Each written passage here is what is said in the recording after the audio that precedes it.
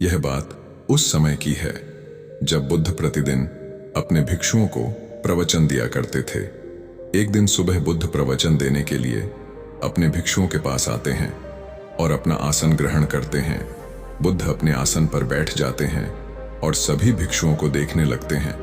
सभी भिक्षुक बुद्ध को देख रहे होते हैं और बुद्ध अपने सभी भिक्षुओं को देख रहे होते हैं। ना तो बुद्ध के भिक्षुक और ना ही बुद्ध एक शब्द बोलते हैं। बहुत देर चुप बैठे रहने के बाद बुद्ध अपने हाथ में एक कमल का फूल लेते हैं और अपने सभी भिक्षुओं को दिखाते हैं। बुद्ध के सभी भिक्षुक बुद्ध के हाथ में कमल का फूल देख आश्चर्यचकित होते हैं, क्योंकि बुद्ध उस कमल के फूल के बारे में अपने भिक्षुओं को कुछ भी नहीं बता रहे होते हैं। बस अपने भिक्षुओं को उस कमल के फूल को दिखा रहे होते हैं, मानो बुद्ध कुछ समझाने का प्रयास कर रहे हों। परंतु बुद्ध के सभी भिक्षुक ये समझ नहीं पाते।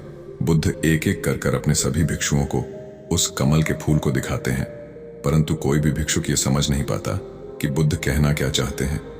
सभी भिक्षुओं में से एक भिक्षुक उस कमल के फूल को देखकर रोने लगता है। बुद्ध उस रोते भिक्षु को देख अपने आसन से खड़े हो उस भिक्षु के पास जाते हैं और उसे वह कमल का फूल दे देते हैं। जिस बात को कहने के लिए शब्द पर्याप्त नहीं थे, उस बात को बुद्ध के भिक्षु ने बिना शब्दों के समझ लिया। आप में से बहुत सारे लोग ये सोच रहे होंगे कि बिना कुछ कहे भला हम अपने प्रश्न का उत्तर कैसे पा सकते हैं या कुछ कैसे समझ सकते हैं। आपके इस प्रश्न का उत्तर गौतम बुद्ध के जीवन की इस कहानी में है। एक बार एक दार्शनिक बुद्ध के पास आता है और बुद्ध से कहता है, बुद्ध, मैं लगभग इस पूरी दुनिया में घूम चुका हूं, बहुत सारे गुरुओं से मिला, परंतु कोई भी मेरे इस प्रश्न का उत्तर ठीक नहीं दे सका है। अब मेरी आखिरी उम्मीद आपसे ही है। लोग कहते हैं कि आपके पास हर प्रश्न का उत्तर है। मैं भी अपना एक प्रश्न लेकर आपके पास आया हूं। मैं जानना चाहता हूं कि क्या ईश्वर है। मैंने आज तक जिससे भी पूछा है कि ईश्वर है या नहीं, सभी के उत्तर दो पक्ष में थे। कुछ ने कहा ईश्वर है, परंतु वे साबित नहीं कर सके।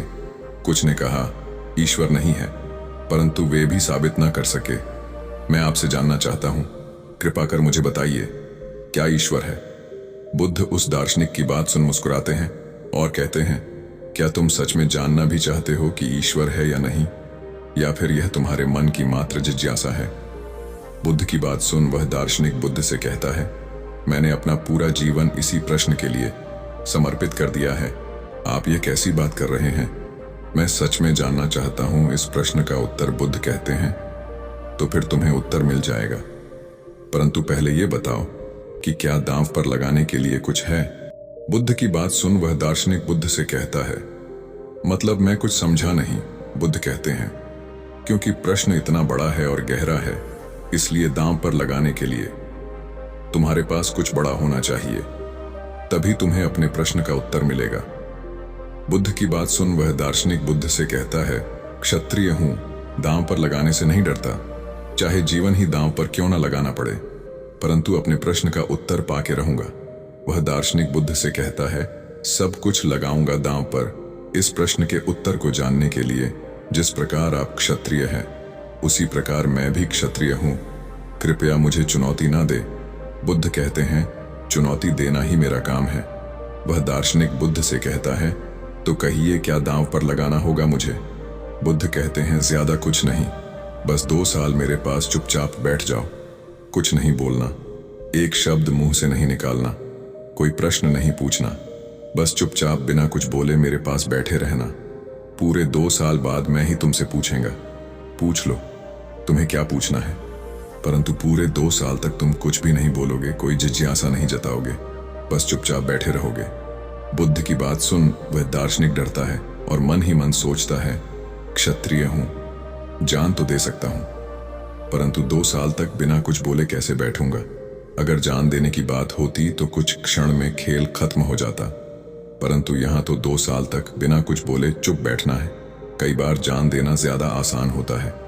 आजकल तो बहुत सारे तरीके ऐसे आ गए हैं जिनसे कुछ सेकंडों में जान जा सकती है, परंतु यह सौदा कुछ महंगा था, क्योंकि इसमें कोई वीरता जैसा काम नहीं था।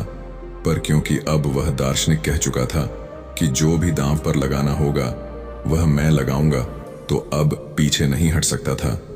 इसलिए उसे मजबूरन तैयार होना ही पड़ता है। वह दार्शनिक बुद्ध से कहता है, मैं तैयार हूं। जैसे ही वह दार्शनिक बुद्ध से कहता है, मैं तैयार हूं, पास ही में एक भिक्षुक बैठा होता है। वह उस दार्शनिक की बात सुन हंसने लगता है। वह दार्शनिक उस भिक्षु की हंसी सुन उस भिक्षुक से पूछता है, क्या हुआ भाई, तुम क्यों हंस रहे हो? वह भिक्षुक उस दार्शनिक से कहता है, मैं इसलिए हंस रहा हूं क्योंकि तुम फंस चुके हो। ठीक इसी तरह मैं भी यहां इसी प्रश्न की खोज में आया था। बुद्ध ने मुझे भी 2 साल तक चुप बैठने के लिए कहा, और अब देखो, मेरे भीतर कोई प्रश्न ही नहीं है। खबरदार, अगर पूछना चाहते हो कोई प्रश्न तो अभी पूछ लो। अगर 2 साल तक चुप बैठे रहे तो फिर कोई प्रश्न ही ना बचेगा, फिर तुम कुछ पूछ ही ना सकोगे। अगर पूछना चाहते हो तो अभी पूछ लो। बुद्ध उस दार्शनिक से कहते हैं, मैं अपने वादे पर पक्का रहूंगा। अब से 2 साल बाद मैं तुम्हारे प्रश्न का उत्तर अवश्य दूंगा।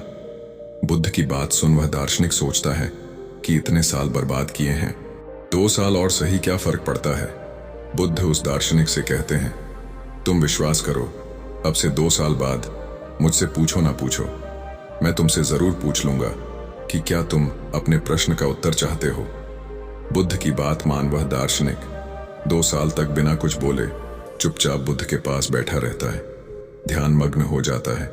2 साल पूरे होने के बाद बुद्ध उस दार्शनिक से कहते हैं, मेरा दिया हुआ समय पूरा हो चुका है। अब तुम्हारा जो भी प्रश्न है वह तुम मुझसे पूछ सकते हो। बुद्ध की बात सुन वह दार्शनिक हंसने लगता है और बुद्ध से कहता है, ठीक कहा था उस भिक्षुक ने कि अगर कुछ पूछना चाहते हो तो अभी पूछ लो, 2 साल बाद कुछ नहीं पूछ पाओगे। सच बताओ, मेरे भीतर अब कोई प्रश्न ही नहीं बचा है। अब मैं आपसे क्या पूछूं? जो जानने योग्य था वह तो मैं जान गया हूं। 2 साल चुप रहने से ही मेरे सभी प्रश्न खो गए। मैं जान गया जो जानने योग्य था।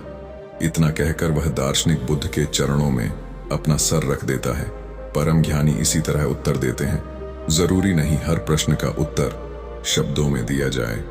कुछ प्रश्न ऐसे होते हैं जिनके उत्तर शब्दों में दे पाना संभव नहीं होता।